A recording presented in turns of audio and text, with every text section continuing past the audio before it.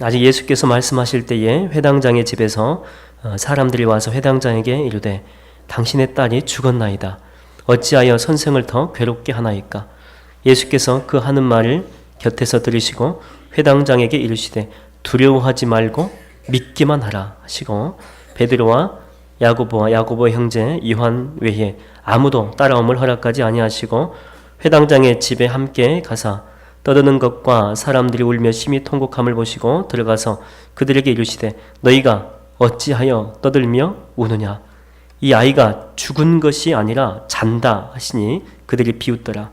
예수께서 그들을 다 내보내신 후에 아이의 부모와 또 자기와 함께한 자들을 데리시고 아이 있는 곳에 들어가사 그 아이의 손을 잡고 이르시되 달리다 굼 하시니 번역하면 곧 내가 내게 말하노니 소녀야 일어나라 하심이라. 소녀가 곧 일어나서 걸으니 나이가 12살이라. 사람들이 곧 크게 놀라거늘 예수께서 이 일을 아무도 알지 못하게 하라고 그들을 많이 경계하시고 이에 소녀에게 먹을 것을 주라 하시니라. 아멘. 12월 달은 성탄의 계절이죠. 성탄 자체가 기적입니다. 예수께서 높고 높은 이 보좌를 버리시고 이 땅 가운데 오신 그 자체가 얼마나 기적입니까? 그래서 12월 한 달 동안은 여러분 기적을 또 하나님의 은혜를 많이 기대하셔도 좋을 것 같습니다.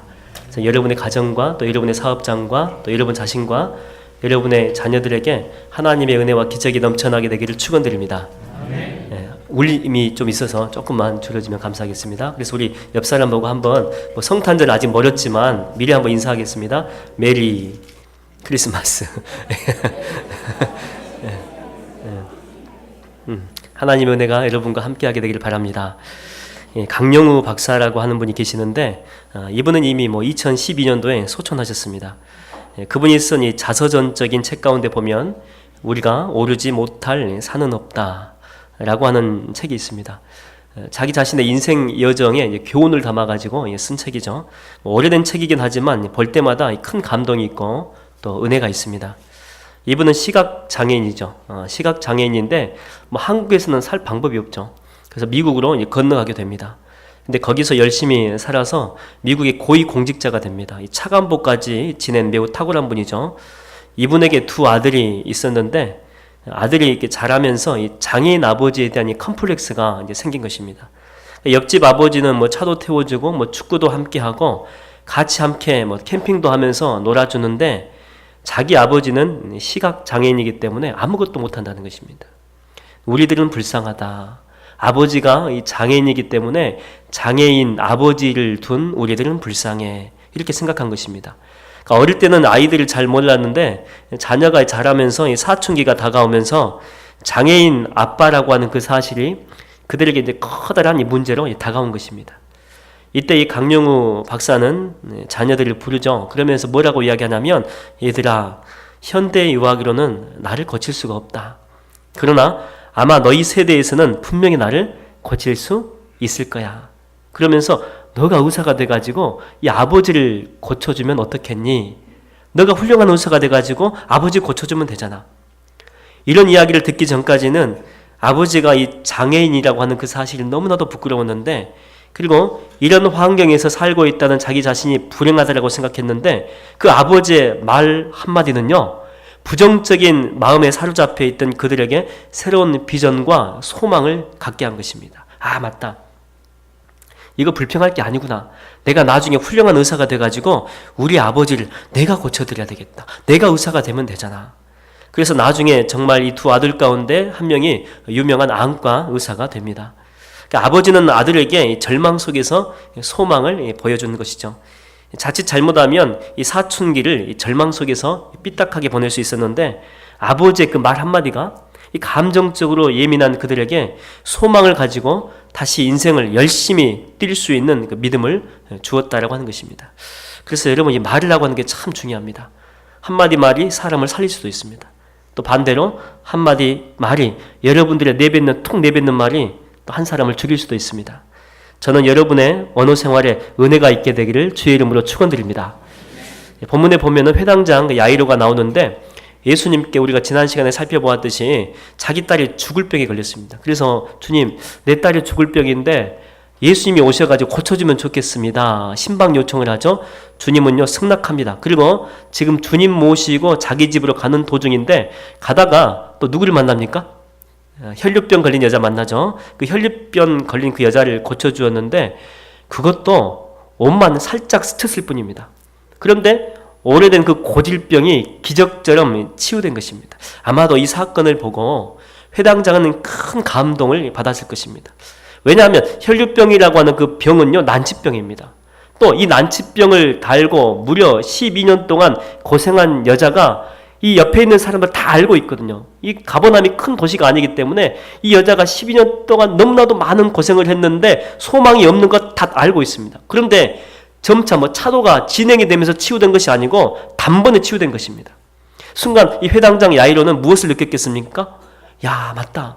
예수님에 대한 소문이 거짓이 아니었구나. 정말 맞구나. 정말이었구나.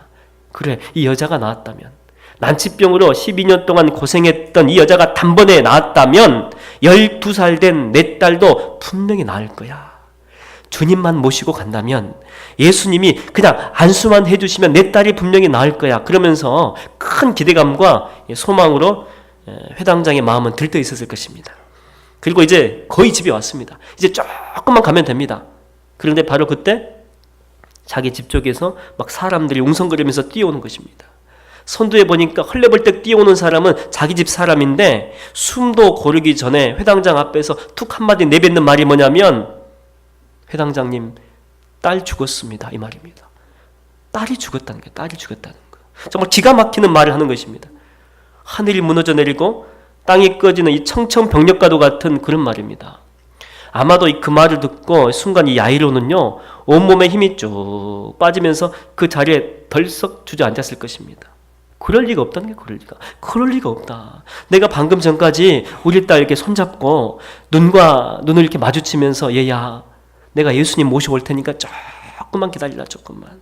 너 그럴 수 있지? 조금 더 기다릴 수 있지? 그렇게 약속했고 내 딸이 분명히 고개 끄덕였습니다. 그런데 내 딸이 죽었다니 그럴 수가 없다는 거예요. 이렇게 빨리 죽어 있을 수가 없는 일이라는 거예요. 마지막으로 본 그 딸의 눈빛이 생각나가지고 견딜 수가 없는 것입니다. 견딜 수가. 조금만 더 기다리지. 조금만 더 가면 되는데 한 걸음만 가면 되는데 이제 거의 다 왔는데 넋이 나간 것입니다. 여러분 이 죽음이라고 하는 단어는요 인간에게 있어서 이 종말과도 같은 단어입니다. 절망의 단어죠. 죽음, 끝난 것입니다. 인간적인 생각으로 보게 되면은요 그 다음에 죽음 다음에 생각할 게 아무것도 없습니다. 그냥 그대로 끝입니다. 소망 없습니다. 그런데 여러분 그거 아십니까? 우리 인간의 관점에서 볼 때는요 끝난 것처럼 보여도 주님이 끝났다고 해야 끝난 것입니다. 주님이 아니라고 하면 아닌 것입니다. 그래서 이 주님은요 큰 두려움에 지금 사로잡혀 있는 회당장에게 희망의 메시지를 던져주죠. 뭐라고 합니까? 두려워 말고 믿기만 해라. 두려워하지 말라는 거예요. 왜 두려워하는데? 내가 지금 옆에 있는데 왜 두려워하는데? 내가 지금 옆에 있는데 이렇게 주저앉아 있으면 어떻게 하니? 믿음을 가져야지. 왜 두려워하는데? 여러분 주님은요 절망 속에서도 소망을 보게 하시는 분이십니다. 혹시 지금 여러분 가운데 끝났다고 생각하는 것이 있습니까? 무엇입니까? 그건 무엇입니까? 여러분을 두렵게 하는 것은 무엇입니까? 내가 할 만큼 다 했다는 거예요. 내가 더 이상 할 게 아무것도 없다. 끝이다는 게 끝이다. 여러분 아닙니다. 주님이 끝났다고 해야 끝나는 것입니다. 때로는 우리가 생각하기를 이제는 99%의 가능성이 없다는 거예요. 99%의 가능성이 없고 내가 볼 때는 이거는 절대 소망이 없는 거야. 이걸로 끝나는 거야. 여러분 에스겔이 본 환상 아시죠? 해골 골짜기의 그 질비한 그 뼈들 보이시죠? 뼈라고 하는 것은 죽음입니다. 죽음. 이스라엘의 상태죠. 여러분의 상태입니다. 뼈밖에 남지 않은 이 소망의 티끌도 찾아볼 수 없는 죽음의 골짜기입니다. 그걸 본 사람들은요 하나같이 다 똑같이 이야기합니다. 모든 사람들이 같이 이야기합니다. 무슨 말 합니까? 끝났다는 거예요. 다 끝났다. 여러분 지금 여러분들이 보고 있는 해골 골짜기는 무엇입니까? 지금 여러분들이 어떤 이 골짜기에 들어와 있습니까? 무엇이 지금 여러분의 인생을 주저앉게 만들었습니까? 지금 여러분의 인생을 두렵게 하는 것은 무엇입니까? 근데 여러분 기억하십시오. 바로 여러분이 포기하고 끝났다고 생각하는 그 주저앉은 바로 그 자리는요 주님이 새롭게 일하시는 자리입니다. 주님이 새롭게 시작하는 자리입니다. 할렐루야. 네. 친구 중에 대학병원 산부인과 의사가 있는데 옛날에 당직 설 때 병원에 한번 이렇게 놀러 간 적이 있습니다. 그래서 병원 이곳저곳 이렇게 구경을 시켜주고 나중에 그 신생아 그 중환자실을 잠깐 보여주는데 평균 한 20여 명의 아이들이 그곳에 있습니다. 태어날 때 문제가 있다 보니까 태어나고 난 후에 엄마 아빠 이렇게 품에 안겨야 되는데 안기지 못하고 산소 호흡기 끼고 그 생사의 갈림길에 있는 것입니다. 그런데 그 친구가 이야기하기를 생명이라고 하는 게 참 기적이라는 거예요. 이 생명이 기적인 게 단 1%의 생존 확률만 있어도 그 1%가 100%가 될 수 있다고 합니다. 그리고 실질적으로 그 친구는요, 그걸 많이 경험한 거예요. 그래서 살 가능성이 99% 거의 불가능합니다. 여러분, 확률이 99%라면은요, 이 거의 죽음에 가까운 쪽이거든요. 그럼에도 불구하고 생존 확률이 단 1%만 있어도 마지막까지 소망을 버리지 않는다고 합니다. 왜? 1%의 기적을 믿기 때문에 그런 것입니다.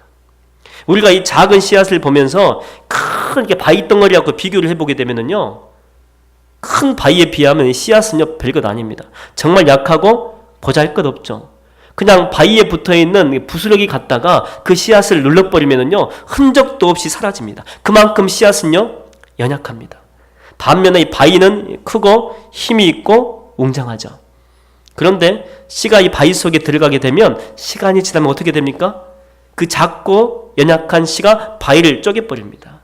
가위를요, 두 동강으로 아예 갈라버리는 거예요. 왜? 왜 그렇습니까? 비록 씨는 작고 연약하지만 그 속에 생명이 있기 때문에, 생명이 있기 때문에.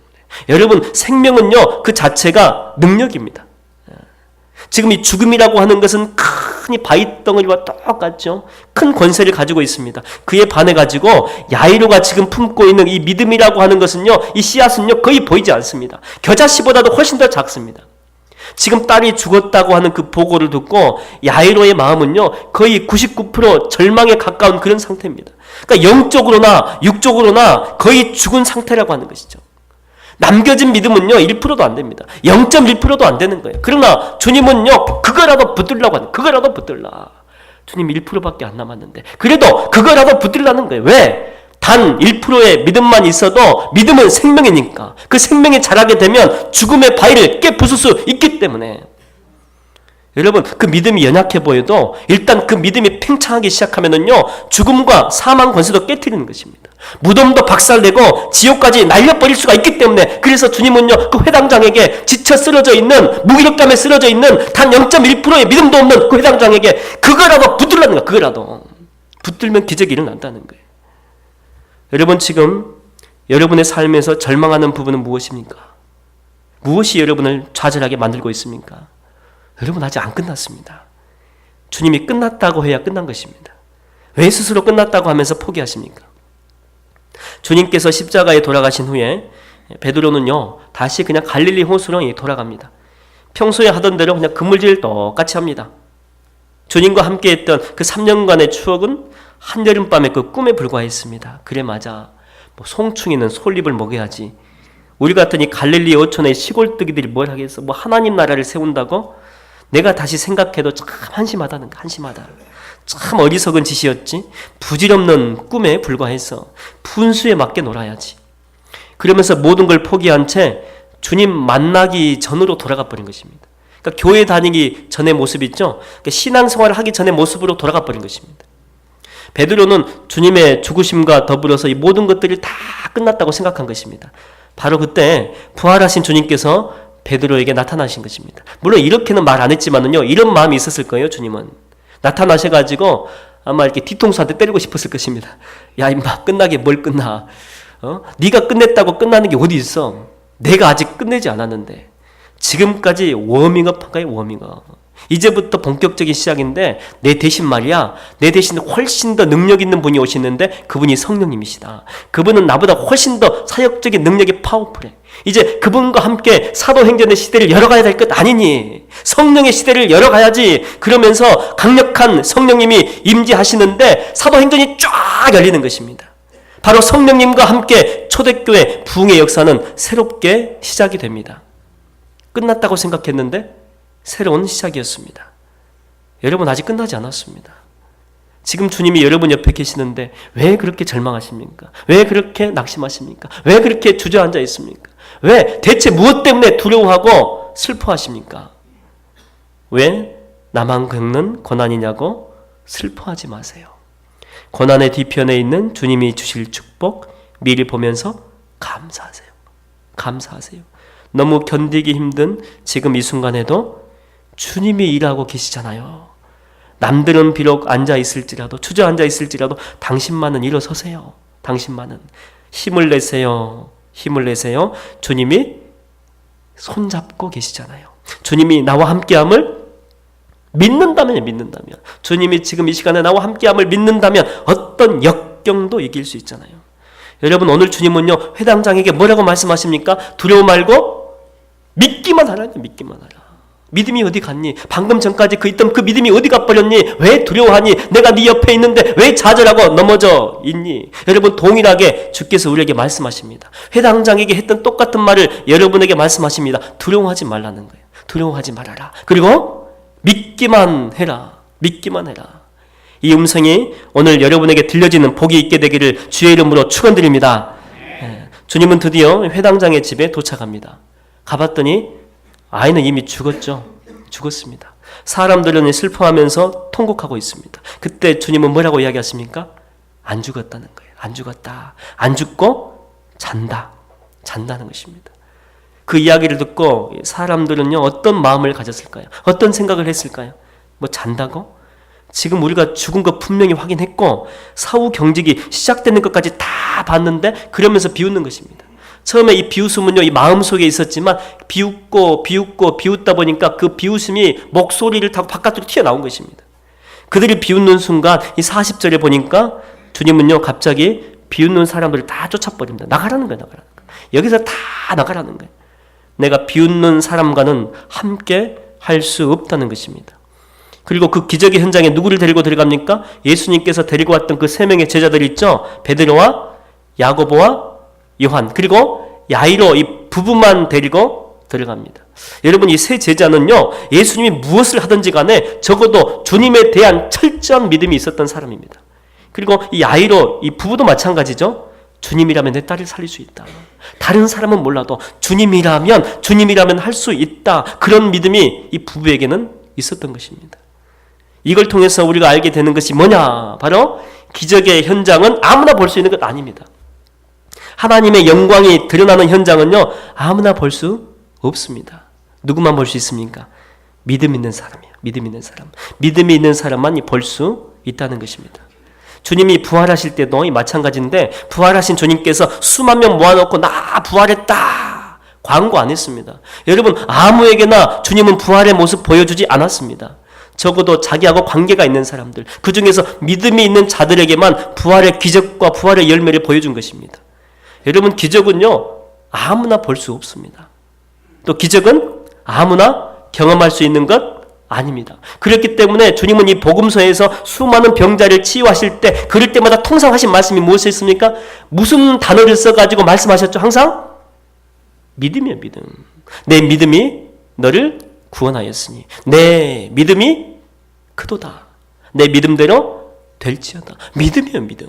기적이 있기 전에 치유가 있기 전에 믿음이 먼저 그 사람에게 있었다는 것입니다. 믿음이 있었기 때문에 기적이 일어났고 치유가 일어났다는 것입니다. 그러니까 주님은요 우리의 믿음을 통로 삼아서 자신의 능력을 막 쏟아부어 주시기를 원하신다는 것입니다. 여러분 오늘도 주님은요 우리를 이 기적의 현장으로 초청하십니다. 여러분들을 다 초청하십니다. 기적을 보기를 원하느냐? 나의 영광을 보기를 원하느냐? 병에서 자유함을 얻기를 원하느냐? 그렇다면 믿음으로 구하고 조금 더 의심하지 말라는 거예요. 믿음으로 구하고. 야고보서 5장 15절에 보면 뭐라고 나와 있습니까? 믿음의 기도는 병든 자를 구원하리니. 믿음의 기도는 병든 자를 구원하리니 주께서 그를 일으키시리라. 이미 지금 여러분 가운데 이 시간에 이 예배 시간에 주님의 기적을 경험하고 있는 사람들이 분명히 있을 것입니다. 성령 하나님이 이미 여러분들 이미 만졌을 거예요. 그렇죠? 여러분의 오장육부 속에 들어와 있고 여러분의 마음 속에 들어와 있고 여러분의 영혼 속에 이미 들어와 있는 분들이 분명히 있을 것입니다. 하나님의 은혜가 이미 여러분의 몸과 마음에 역사하고 있는 분이 분명히 있을 거예요.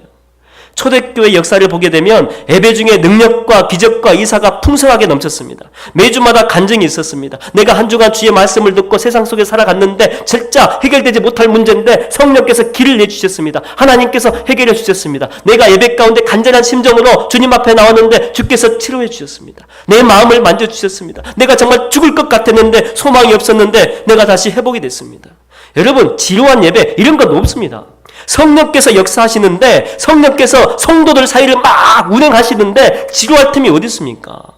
주님이 지금 내 마음을 만지시는데 어떻게 감격과 눈물이 없겠습니까? 여러분, 초대교회 때는요, 기적이 아니고 상식이었어요. 일상적으로 일어났습니다. 너도 일어났니? 나도 일어났다. 여러분, 예수께서 자기 고향에서 기적을 많이 행하지 않는 이유가 무엇 때문입니까? 왜 기적을 자기 고향에서 행하지 않았습니까? 왜? 믿지 않기 때문에. 믿지 않기 때문에. 내가 말이야, 예수 잘 아는데 내 3년 후배다. 3년 후배. 내가 30년 동안 함께 살아봤는데 내가 경험 다 해봤거든. 근데 단 한 번도 기적 행하가 본 적이 없다는 거예요. 예수는 평범한 인간이야. 목수에 불과해. 목수에. 뭔가 속임수가 있겠지. 어떻게 그런 사람이 기적을 행해? 말도 안 돼. 말도 안 돼. 자기 경험 속에서 주님을 밀어낸 것입니다. 여러분, 우리 예배 가운데 기적이 없는 이유가 무엇입니까? 내가 예배를 수십 년 동안 드려봤지만 기적은 고사하고 감기 한 번 나은 적 없더라. 감기 한 번. 한 번도 하나님을 만난 적이 없다는 거죠. 한 번도 하나님의 임재를 경험한 적이 없다는 거죠. 그냥 예배는 순서에 맞춰 드리다가 시간 되면 밥 먹고 가면 돼. 그냥 예배는 예배일 뿐이야. 우리의 이런 예배에 대한 어설픈 이 경험이 주님의 능력을 밀어내는 것입니다. 하나님의 임재를 밀어낸 것입니다. 그래서 주님께서 우리한테 뭐라고 말씀하시는 줄 아십니까? 주께서 내가 이 교회에서는 능력을 행하지 않겠다는 거예요. 너희들 안 믿지? 내가 이 교회에서는 나의 임재를, 나의 존재를 드러내지 않겠다는 것입니다. 내가 너에게는 능력 행하지 않겠다는 거예요. 내가 너에게는 나의 임재와 능력을 행하지 않겠다는 것입니다. 왜? 믿지 않기 때문에. 여러분, 이 시간에 하나님의 기적을 경험하기를 원하십니까? 정말로 원하십니까? 진실한 믿음은 우리의 삶 속에서 기적을 맛보게 합니다. 주님은요, 여러분들이 이 시간에 믿음으로 이 자리에 와서 앉아있기를 원합니다. 정말 주님에 대한 기대감을 가지고 이 자리에 오기를 원하십니다. 우리가 이 자리에 온 것이 뭡니까? 하나님께 영광을 돌리고 찬송도 돌리고 하나님의 임재 가운데서 더불어서 하나님의 능력과 기적을 체험하기 위해서 우리가 이 자리에 온 것입니다. 여러분, 주님은요, 여러분들이 믿음으로 선포하기를 원하십니다. 여러분의 문제 어떻게 할까 고민만 하는 것이 아니고 믿음으로 선포하기를 원하세요. 여러분의 인생에 뭔가 두려움이 있습니까? 그러면 믿음으로 예수의 이름으로 선포하는 것입니다. 예수의 이름으로 선포하노니 명하노니 두려움은 떠나갈지어다. 두려움은 떠나갈지어다. 여러분에게 염려와 근심이 있습니까? 그러면 예수의 이름으로 믿음으로 선포하는 것입니다. 예수의 이름으로 선포하노니 염려와 걱정과 근심은 떠나갈지어다. 떠나갈지어다. 여러분, 질병 때문에 고민만 하지 마시고 선포하는 것입니다. 질병 때문에 몸에 통증이 있죠. 내가 살아계신 나사렛 예수 그리스도 이름으로 명하노니 몸에 있는 모든 질병은 떠나갈지어다. 몸의 통증은 사라질지어다. 주여 오시옵소서. 성령 하나님 오시옵소서. 내 안에 오시고 우리 교회에 오시옵소서. 전 오늘 바로 이 시간에 하나님의 기적의 역사가 여러분과 함께 하시게 되기를 주의 이름으로 축원드립니다. 주님은 이미 죽어서 몸이 점점 식어가는 시체입니다. 시체. 그 시체를 향해서 선포하죠. 뭐라고 선포합니까? 달리다 쿰. 달리다 쿰. 성지순례를 갈 때에 지금도 가버나움 그 회당 자리가 그대로 남아 있습니다. 저희를 가이드 하시는 분이 히브리 대학의 학생인데 회당장의 집이라고 추정되는 곳에 우리를 데리고 가면서 여기에서 우리가 똑같이 한번 달리다굼 한번 선포를 해보라고. 그래서 우리가 달리다굼 하니까 그게 아니라는 것이 발음이 틀렸다니까. 발음이 틀렸고 원래 단어는 원래 발음은 달리다는 소녀야입니다. 소녀야. 굼은 일어나라인데 굼 이렇게 발음 안 한답니다. 원래 발음은 달리다 이 속에서부터 이렇게 마치 부활하듯이 이 속에서부터 뭔가 이렇게 끌어올라오듯이 달리다 이렇게 해야 된답니다. 우리 옆 사람과 함께 이 시간에 달리다 굼 나같이 하나 둘 셋 하면 시작. 예, 마치 지하 속에 있는 뭔가가 이렇게 부활하듯이 이렇게 달리다 하는 거. 달리다 소녀야 일어나라는 거야. 일어나라. 근데 여러분, 이 선포는요 여자 아이에게만 외치는 건 아니죠. 여자만 살리고 끝날 것 같았으면요 성경에 기록 안 했습니다. 누구를 향한 외침이고 누구를 향한 선포입니까? 여러분들을 향해서 지금 우리 주님은 외치고 있는 거예요. 선포하고 있는 거예요. 달리다 쿵 하면서 일어나라는 거예요. 일어나라. 왜 좌절하고 절망하고 나자빠져 있니? 왜 두려누워 있니? 왜 근심 속에 쌓여 있니? 선포할 때 내가 일어나라는 것입니다. 모세는 이 광야에서 40년 동안 목동의 삶을 살았습니다. 한때 그는 하나님이 자기에게 이스라엘 지도자라고 하는 큰 꿈을 주셨다고 믿었죠. 그래서 광야에 처음 들어올 때에 광야의 기간이 길지 않을 거라고 생각했습니다. 뭐 많아봤자 1, 2년? 그래 조금 더 써도 한 3년, 4년 그 정도 시간이 흐르면 충분하다라고 생각했습니다. 이 정도 시간 흐르면 하나님이 나를 다시 지도자로 부르겠지. 그런데 10년이 되고 20년이 되고 40년이 넘었습니다. 여러분 이 정도 기간이면은요 꿈은 말할 것도 없고 이미 모세의 육신도 많이 약해졌습니다. 그 나이는 죽음에 점점 가까워질 나이죠. 이제 이 모세는요 꿈에 대해서 아예 생각하지도 않습니다. 아예 그 꿈을 관 속에 집어넣어가지고요 땅 속에 묻어버렸습니다. 그 꿈은요 이미 다 죽은 것입니다. 근데 그때 주님께서 호렙산에 나타나신 것입니다. 40년 만에 처음으로 나타나신 것입니다. 그 당시에 모세의 꿈은 이미 죽었고 모세도 생각하기를 내가 내년까지 살 수 있을까? 내가 이 계절을 넘길 수 있을까? 내가 얼마나 더 살 수 있을까? 겉으로는 살아있지만은요 이미 죽은 인생이었습니다. 이미 죽은 인생. 그런 모세를 향해서 주께서는 뭐라고 이야기합니까? 일어나라는 거예요. 일어나라. 달리다 쿰 하는 거예요. 달리다 쿰. 모세와 나와 함께 가자. 내가 이스라엘 200만의 지도자로 너를 삼겠다. 내가 다시 너에게 능력을 주고 용기를 주고 믿음을 주고 권세를 주겠다. 그때 모세의 반응이 뭡니까? 주님, 그 꿈 관 속에 집어넣은 지 오래되었습니다. 다 썩었다는 거다. 그리고 저도 이 관 속에 들어갈 날이 얼마 안 남았거든요. 주님, 보낼 만한 사람을 보내십시오. 보낼 만한 사람. 나 아니죠, 나. 혹시 사람 잘못 찾은 것 아닙니까?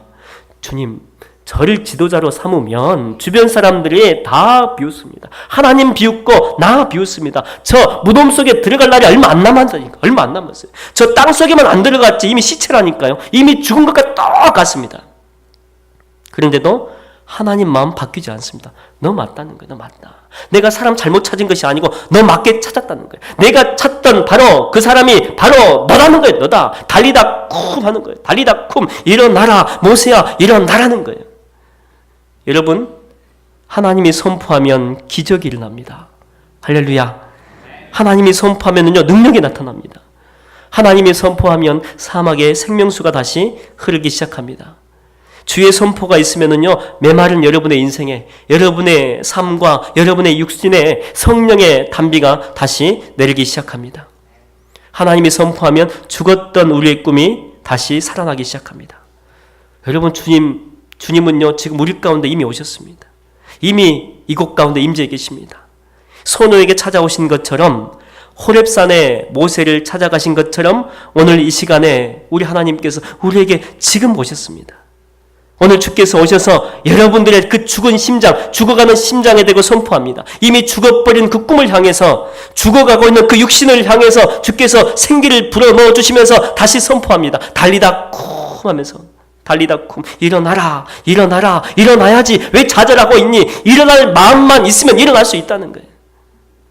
여러분, 주님이 선포하면 기적이 일어납니다. 할렐루야. 오늘 여러분의 인생에 죽어있는 모든 것들이 다시 살아나는 충만한 기적이 함께하게 되기를 주의 이름으로 축원드립니다. 기도하겠습니다. 주님, 우리 삶의 많은 부분들이 무너졌습니다. 많은 꿈이 사라졌고 육신의 많은 부분들이 죽어갑니다. 우리 힘으로는 아무것도 할 수 없습니다. 주님, 오늘 주님의 선포하시는 그 음성을 내가 듣기를 원합니다. 달리다 하시면서 선포하시는 그 음성이 내 안에 들려지게 하시고, 다시 영혼이 살게 하시고, 꿈이 살게 하시고, 육신이 살게 하시고, 가정이 살게 하시고, 사업이 살게 하여 주옵소서. 예수님의 이름으로 기도하옵나이다. 아멘.